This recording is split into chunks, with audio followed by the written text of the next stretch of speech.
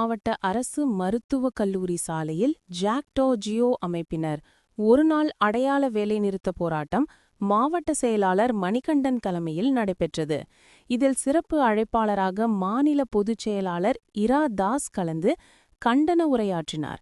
இந்த போராட்டத்தில் பழைய ஓய்வூதிய திட்டத்தை உடனடியாக நடைமுறைப்படுத்திட வேண்டும், இடைநிலை ஆசிரியர் ஊதிய முரண்பாடு மற்றும் முதுநிலை அனைத்து நிலை ஆசிரியர்கள் ஊதிய முரண்பாட்டை நீக்க வேண்டும், டெட் தேர்வு ரத்து செய்திட வேண்டும், அரசாணை 243 ரத்து செய்திட வேண்டும், 21 மாத ஊதிய மாற்ற நிலுவைத் தொகையை உடனடியாக வழங்கிட வேண்டும், சாலை பணியாளர்களின் 41 மாத பணி நீக்க காலத்தினை முறைப்படுத்திட வேண்டும் உள்ளிட்ட 10 அம்ச கோரிக்கைகளை வலியுறுத்தி ஒருநாள் அடையாள வேலை நிறுத்த போராட்டத்தில் ஈடுபட்டு வருகின்றனர்.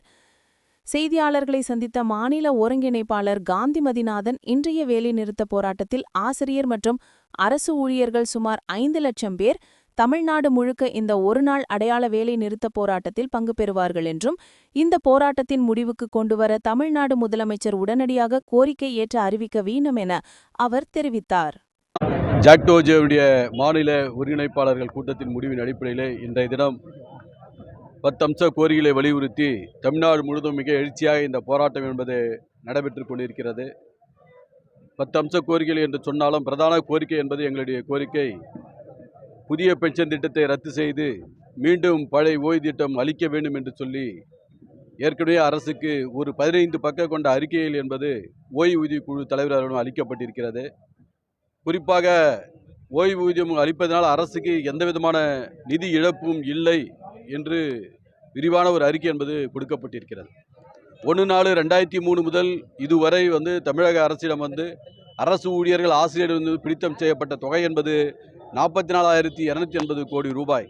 அந்த தொகையை ஜிபிஎஃபாக கன்வெர்ட் செய்ய வேண்டும் என்று சொல்லியும், அதற்கிணையாக செலுத்த வேண்டிய தொகை என்பது 44,280 கோடி ரூபாய் எல்ஐசியிலே வைப்பு நிதியாக வைத்தால் 7.1% வட்டி தொகையிலே அரசுக்கு 7,000 கோடி ரூபாய் வருமானம் என்பது வரும். அந்த 7,000 கோடி ரூபாயிலே 2026 முதல் அரசு ஊழியர்கள் ஆசிரியர்களும் தமிழ்நாட்டிலே சராசரியாக ஆண்டுக்கு 400 500 ஊழியர்கள் பணியிலிருந்து ஓய்வு பெறுகிறார்கள். இதனால் அரசுக்கு 500 கோடி ரூபாய் செலவானாலும் மீதமுள்ள தொகை என்பது 1/4/2003 பிறகு பணியிலிருந்து ஓய்வு பெற்ற அரசு ஊழியர் ஆசிரியர்கள் எண்ணிக்கை என்பது 44,300 பேர் ஓய்வு பெற்றிருக்கிறார்கள். அவர்களுக்கு ஓய்வூதியம் அளிப்பதற்கான வழிவகைகள் என்பது இருக்கிறது. அதேபோல் இந்த திட்டத்தில் சேர்ந்து பணியில் இறந்து போன ஊழியர்களுக்கு குடும்ப ஓய்வூதியம் அளிப்பதற்கான சாத்தியக்கூறுகள் இருக்கிறது என்பது குறித்து ஒரு விரிவான அறிக்கை என்பது கொடுக்கப்பட்டிருக்கிறது. குறிப்பாக பிரிட்டிஷ் இந்தியாவில் ஓய்வூதியம் என்பது அளிக்கப்பட்டிருக்கிறது. சுதந்திர இந்தியாவில் ஓய்வூதியம் மறுக்கப்படுவது என்பது எந்த விதத்திலும் நியாயமல்ல.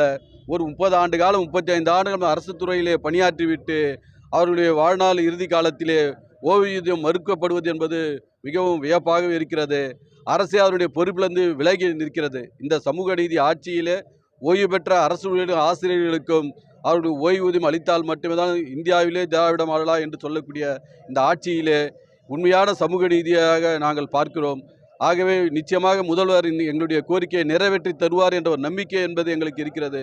இந்த ஜாக்டோஜியோடைய கோரிக்கை நியாயமான கோரிக்கையை ஏற்று அவர் இந்த ஜாக்டோஜியோ மாநில நிர்வாகிகளை அழைத்து பேசி அவர் உடனடியாக இந்த பிரச்சனைக்கு தீர்வு காண வேண்டும்.